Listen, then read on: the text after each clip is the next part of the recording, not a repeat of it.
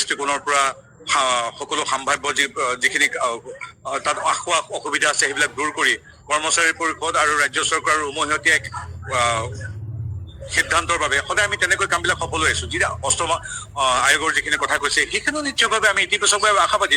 যদি পৰিয়ালৰ সদস্য বুলি আমি নিজকে গণ্য কৰো, সেইটো আৰু দাবী বুলি কথা নহয়, সেইখিনি আলোচনাৰ মৰ্মে সমাধান হ'ব। দাবী কেতিয়া জনায়? দাবী দ্বিতীয় পক্ষক জনায়। এইটোতো আমি এটা পৰিয়াল, ইয়াত দাবীৰ কথা নাই, ইয়াত ঘৰৰ ভিতৰত আলোচনা আহে। কৰ্মচাৰী পৰিষদৰ আগৰ দিনত দাবী আছিল যেতিয়া কৰ্মচাৰী পৰিষদৰ চৰকাৰৰ পৰা বেলেগকে ভবা হৈছিল, কিন্তু মুখ্যমন্ত্ৰী হিমন্ত বিশ্ব শৰ্মাদেৱে গোটেই কৰ্মচাৰীসকলক বা তেওঁলোকৰ পৰিয়ালটোক নিজৰ এটা পৰিয়াল বুলি কয়, তাকেই চৰকাৰ বুলি কয়। চৰকাৰ মানে মুখ্যমন্ত্ৰী বা MLA বিধায়কসকল নহয়।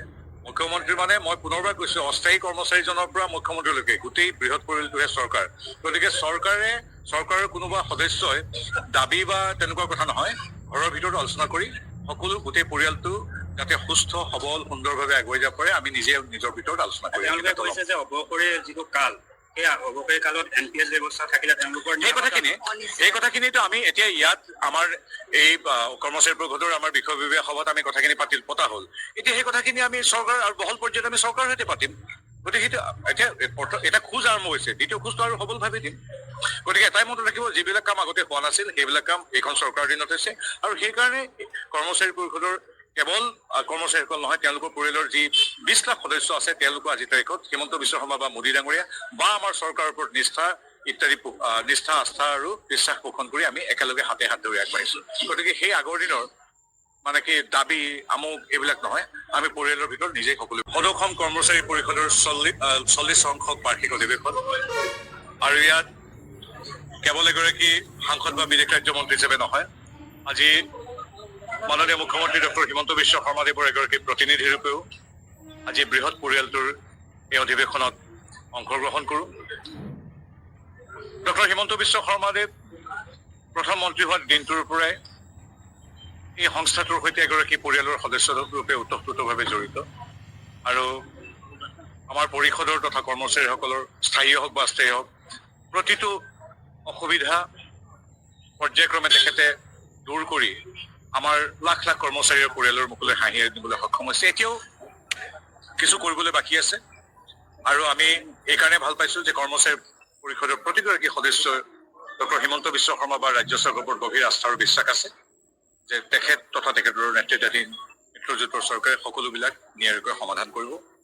আৰু বহুত ভাল খবৰ আছে, আমি এইবিলাক পাতিলো। আমাৰ কাৰিকৰী ক্ষেত্ৰত আমাৰ বীমা ফ্ৰী ইঞ্চুৰেঞ্চৰ পৰা মাতৃ পিতৃ বন্দনালৈকে, আমাৰ অস্থায়ী কৰ্মচাৰীসকলৰ হাউচ ৰেণ্টৰ যিটো মৰগীয়া বানচ, সেই বানচটোৰ পৰা অন্যান্য বহু কথা যিখিনি কৰ্মচাৰী জড়িত কথা আছে, সেই কথাখিনি আমি ইতিমধ্যে মুখ্যমন্ত্ৰী মহোদয়ে সকলোবিলাক নিয়াৰিকৈ সমাপন কৰি দিছে। আৰু যিখিনি আৰু দুই এটা বাকী আছে, সেইখিনি আমি যিহেতু নিয়মিতভাৱে কৰ্মচাৰীসকল আমি আমাৰ চৰকাৰৰ লগত বহি থাকি, গতিকে এইখিনি সহ্যপূৰ্ণ কম দিনৰ ভিতৰতে সমাপন হ'ব। আৰু মই মোদী ডাঙৰীয়াৰ হৈ মুখ্যমন্ত্ৰী ডক্টৰ হিমন্ত বিশ্ব শৰ্মা দেৱৰ হৈ অধিৱেশনত সমবেত 1.5 সহস্ৰাধিক প্ৰতিনিধিৰ লগতে শদিয়াৰ পৰা ধুবুৰীলৈকে দুইটা উপত্যকাত যিমানখিনি আমাৰ কৰ্মচাৰী আছে, কৰ্মচাৰী পৰিয়াল আছে, তেওঁলোকক ধন্যবাদ জনালো তেখেতসকলৰ অপৰিসীম ত্যাগ পৰিশ্ৰম আৰু চৰকাৰৰ প্ৰতি সহযোগিতাৰ বাবে।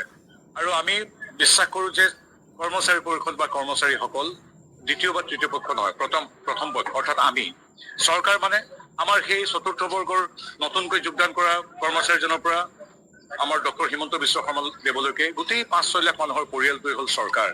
এই চৰকাৰৰ প্ৰতিটো ভাল কাম অসমীয়া ভাষাত ধ্ৰুপদী ভাষাৰ ৰূপে স্বীকৃতি দিয়াৰ পৰা আলি পদূলিৰ উন্নয়নলৈকে, আমাৰ স্কুল কেইখনৰ পৰা আমাৰ চাহ বাগিচাৰ যে 3,33,000 পৰিয়ালক আমি যে মাটি তেওঁলোকৰ ভূমি 200 বছৰৰ পিছত তেওঁলোকৰ স্বত্ব দিয়াৰ প্ৰক্ৰিয়া আৰম্ভ কৰিছো, এই সকলো ভাল কামবিলাকৰ সম অংশীদাৰ হ'ল আমাৰ কৰ্মচাৰীসকল।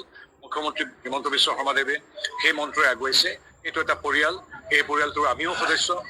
গতিকে আমি ভাবোঁ পৰিয়ালটো শক্তিশালী হ'লে আমাৰ সেৱা আৰু অধিক ত্বৰান্বিত হ'ব, শক্তিশালী হ'ব। গতিকে সেইকাৰণে আজি আমি যদিও এই মুহূৰ্তত ভাৰতীয় জনতা পাৰ্টীৰ আমাৰ ৰাজ্যিক গুৰুত্বপূৰ্ণ নিৰ্বাচন কেন্দ্ৰিক বহুতো আলোচনা হৈছে, এইখনৰ মাজৰ পৰা মোক আমাৰ দলে অনুমতি প্ৰদান কৰিছে যে এই মুহূৰ্তত পৰিয়ালটোৰ এই শুভক্ষণত এগৰাকী প্ৰতিনিধি হিচাপে প্ৰতিনিধি হিচাপে হিমন্ত বিশ্ব প্ৰতিনিধি হিচাপে আমি উপস্থিত হ'ব গৈছোঁ তাৰ কাৰণে